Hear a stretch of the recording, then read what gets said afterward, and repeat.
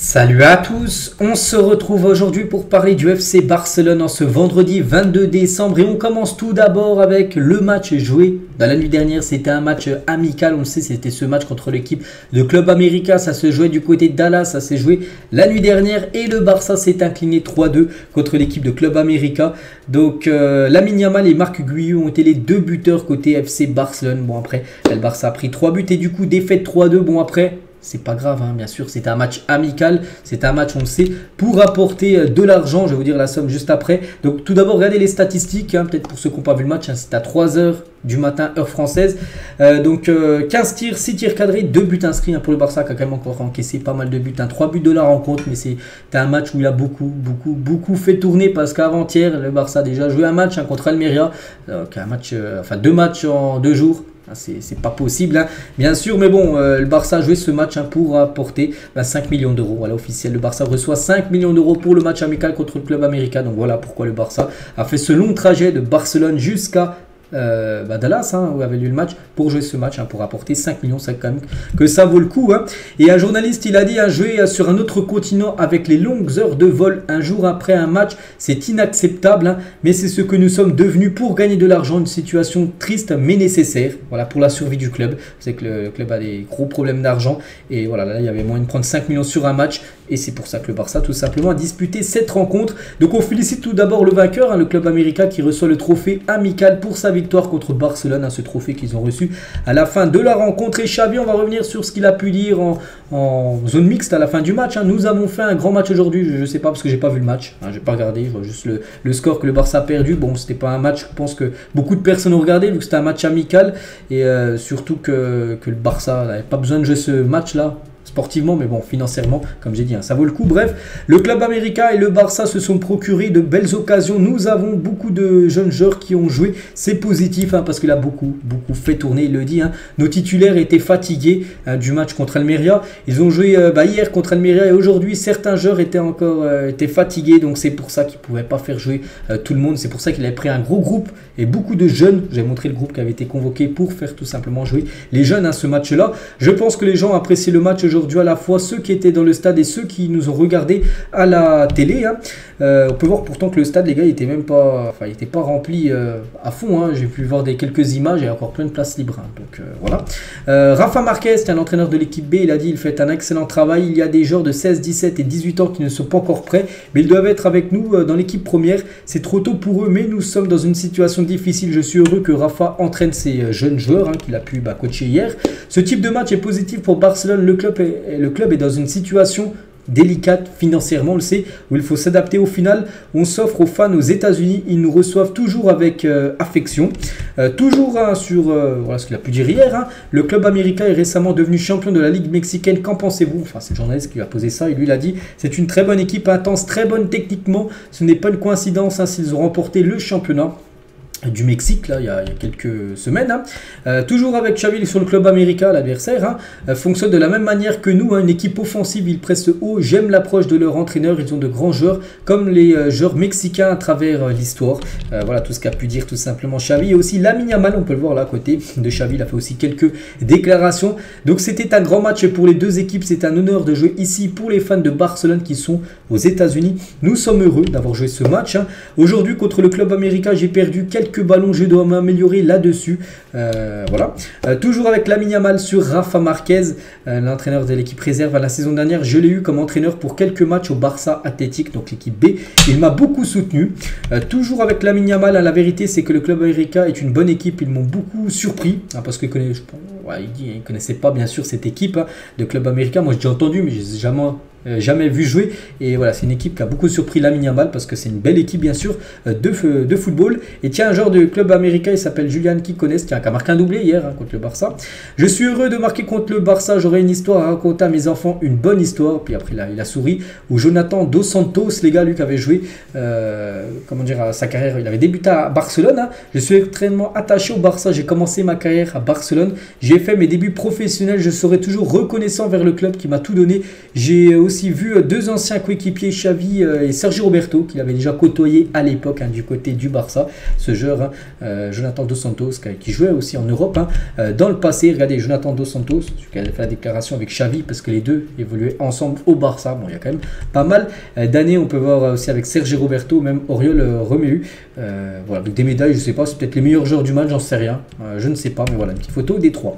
Et concernant le 11, pour vous dire vraiment qu'il a beaucoup fait tourner. Regardez, donc déjà, Estralaga était le gardien. Bon, il y a Félix en gros joueur qui a joué, Christensen, De Jong ou même Lamine Yamal. C'est comme là des gros joueurs, mais sinon il y avait Casado, un jeune, Cubarsi, Unai, Marguillu, Fort et Gérard Martin, voilà, pour commencer titulaire lors de cette rencontre. Donc voilà, c'était vraiment une équipe très jeune qui a démarré titulaire avec quelques cadres comme Frankie de Jong ou comme Félix ou même Christensen qui était dans le 11 de départ. Et Félix, les gars, qui a commencé directement titulaire, il n'a pas fait un bon match.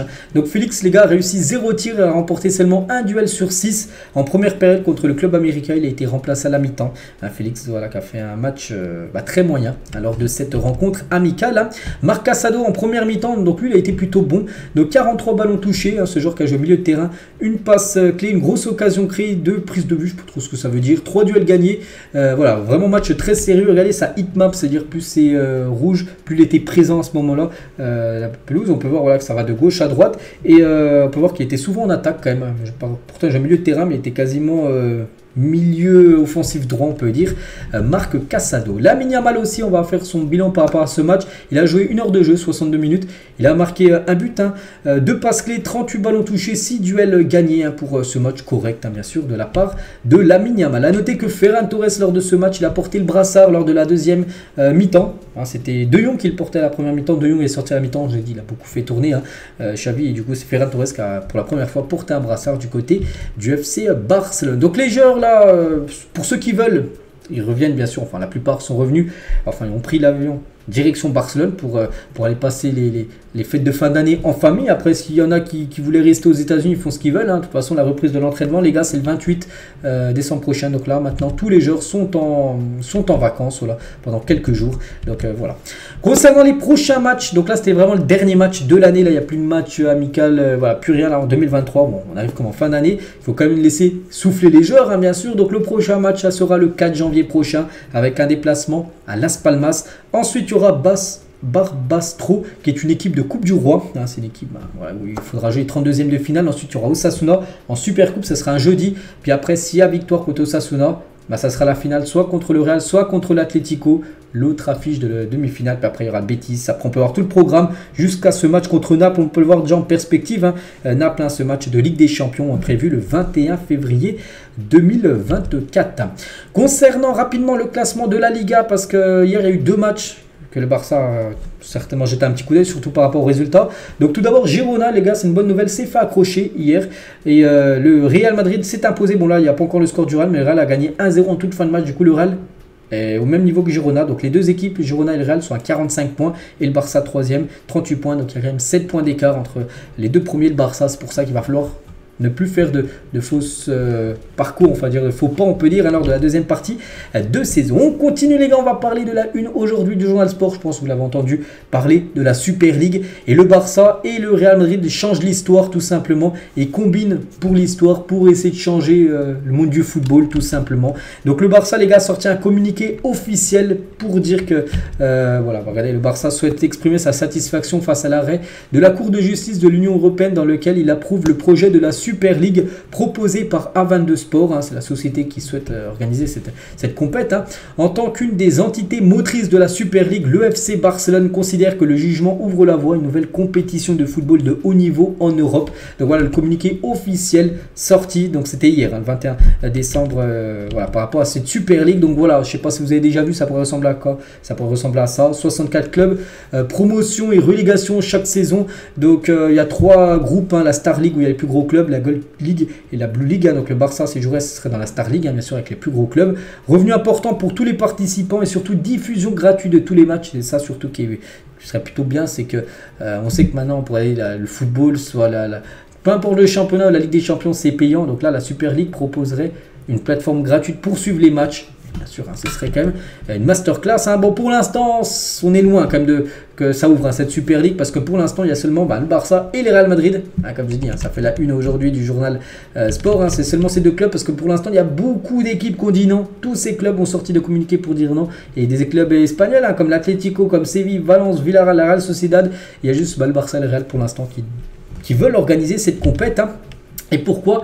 Parce que c'est vrai que pour le Barça, ça pourrait être un pont d'or parce que le Real pourrait le Barça pourrait recevoir une prime de fidélité pour être resté dans le projet de la Super League. Ça pourrait atteindre les 1 milliard d'euros. Imaginez les gars, t'injectes 1 milliard d'euros dans les caisses du club. Donc déjà, il n'y a plus le Barça dans les zones rouges. Hein. Fair play financier, je pense qu'il serait très très bien.